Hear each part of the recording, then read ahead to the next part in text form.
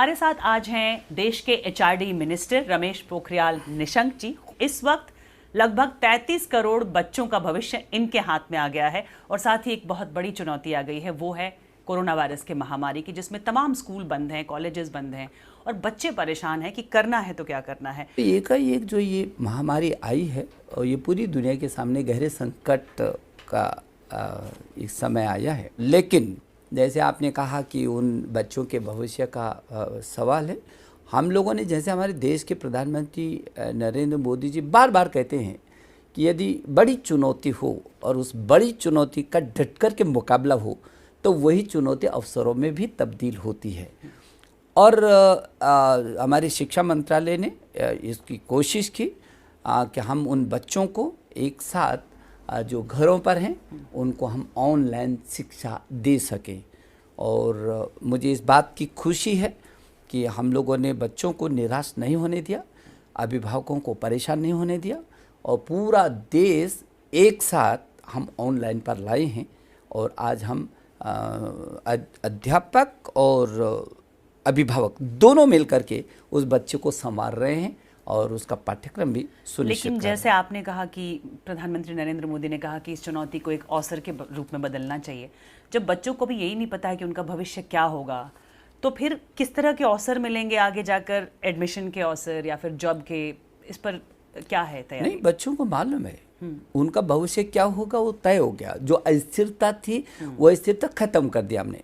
अस्थिरता थी अभिभावकों के मन में, पता नहीं क्या होता है, घर पर पढ़े, बच्चों के मन में भी थी कि अब क्या होगा, लेकिन उस अस्थिरता को तो हमने ख़त्म कर दिया। हमने कहा जो छूटे हुए पेपर हैं वो समय पर होंगे।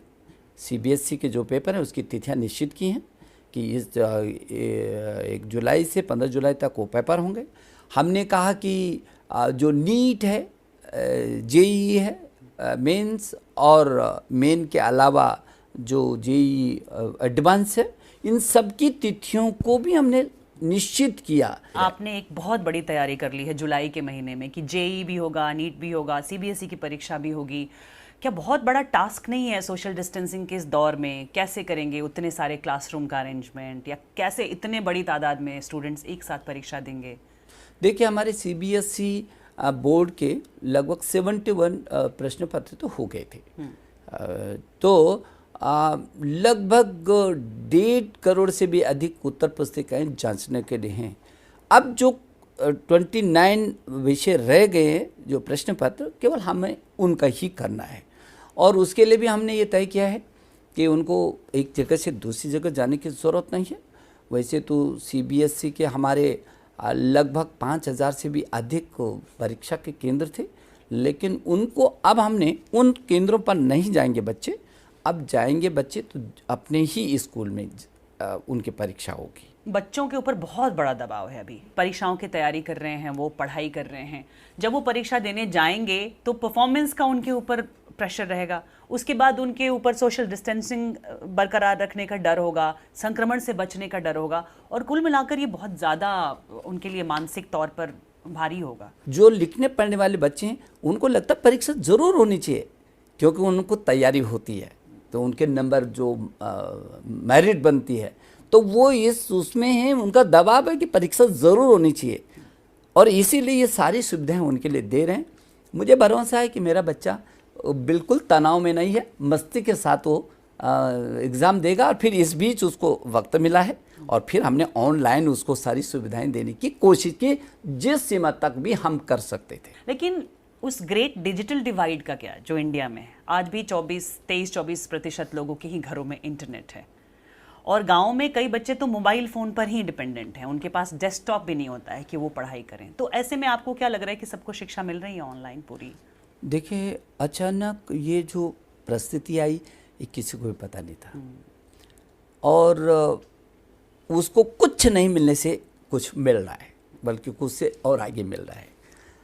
हम लोगों ने ये तय किया है कि पूरे ऑनलाइन जो शिक्षा है इन परिस्थितियों में, क्योंकि और कोई विकल्प अभी आपके पास दिखता नहीं है, तो अध्यापकों को मदद से जो हम लोगों ने ये पाठ्यक्रम ऑनलाइन दीक्षा, स्कूली शिक्षा के लिए दीक्षा और ई पाठशाला, इस पर सीबीएसई के भी और एनसीईआरटी के भी सारे कोर्सेज हैं। अंतिम छोर पर रहने वाले बच्चे को भी शिक्षा दें और वो भी वंचित न रहे, हमारी नज़र उस पर है। यदि उसके पास इंटरनेट नहीं है और यदि उसके पास स्मार्ट टेलीफोन नहीं है तो उसको चिंता करने की ज़रूरत नहीं है। उसको उसी ढंग का पाठ्यक्रम करके हम उस स्थान पर लाएंगे। ज़रूरत पड़ेगी भविष्य में तो रेडियो का भी प्रयोग करेंगे। आपको जो ये चुनौती मिली है, क्या उसके लिए शिक्षा तंत्र तैयार था इस चुनौती को लेने के लिए जो आपको विरासत में मिला?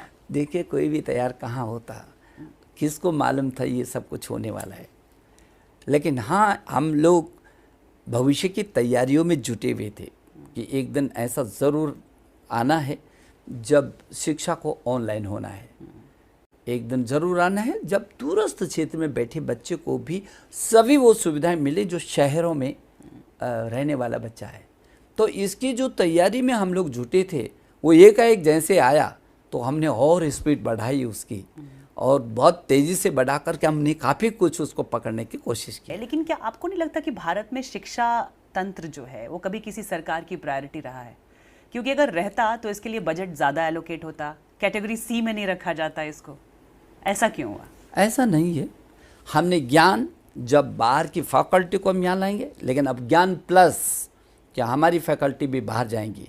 हमारे प्रधानमंत्री जी ने कहा कि बाहर का नौजवान छात्र हिंदुस्तान में पढ़ने के लिए आना चाहिए और हिंदुस्तान का अध्यापक टीचर दुनिया को पढ़ाने के लिए जाना चाहिए। जिस तरह से 7.5 लाख के करीब छात्र बाहर जाते हैं हर बार, कन्फ्यूजन की घड़ी है कि वो ये सोच रहे हैं कि उनका क्या होगा, उनके भविष्य का, और आपने कहा कि उनको यहीं पर पढ़ने का मौका दिया जाएगा। क्या इसके लिए इंफ्रास्ट्रक्चर तैयार है भारत में? देखिए, मैं उन छात्रों से और उनके अभिभावकों से, दोनों से मैं अपील करूंगा कि उनको बाहर जाने की ज़रूरत नहीं है।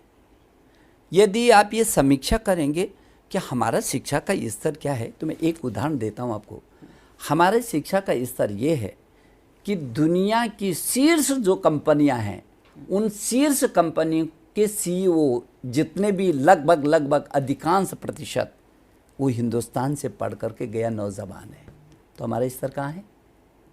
यदि वो विदेशों में ज़्यादा अच्छी शिक्षा थी तब तो सब वहीं के छात्र उन श्रेष्ठ कंपनियों को CEO होते। लेकिन ये हम गर्व के साथ कह सकते हैं। आपको जब मैं सूची दूंगा, ये कंपनी और वो मेरा चाहे खड़गपुर से है, चाहे IIT दिल्ली से है, और चाहे मद्रास से है, चाहे मुंबई से है, और चाहे कानपुर से है, चाहे वो गुवाहाटी से, हमारे जितनी IIT है, IIM हैं, NITs हैं, आइसर हैं, यहाँ से निकलने वाले बच्चा और दुनिया में छाया हुआ है।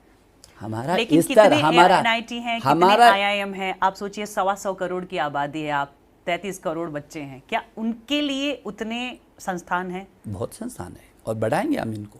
प्राइवेट स्कूल फीस ना लें, क्योंकि शिकायतें आई हैं कि फीस अभी भी उतनी ही ली जा रही है। हम जब शिक्षा दे रहे हैं, जब सब जगह बेसिक स्कूल हैं और उसमें हम फ्री शिक्षा दे रहे हैं पूरे देश में, हम सर्व शिक्षा अभियान के तहत दे रहे हैं, चाहे कोई भी राज्य क्यों नहीं हो, वो सब दे रहा है। उसके जो सरकारी स्कूल है उसमें आने की मनाही नहीं है, तो फिर दिक्कत कहाँ है? जाए ना उन्हें स्कूलों में, नहीं, लेकिन क्या इस नियम कानून के दायरे में प्राइवेट स्कूलों को भी नहीं आना चाहिए? नहीं, वो पढ़े ना। मैं दूसरी बात कह रहा हूँ, पढ़ने के आप छात्र पर केंद्रित होइए, अब संस्थाओं को पर केंद्रित मत होइए। नई शिक्षा नीति की जो आप बात कर रहे हैं, एक कौन सी वो फिलॉसफी हो बच्चों के मतलब बचपन से पढ़ाई से लेकर युवा होने तक, वो फिलॉसफी वो रखें अपने साथ?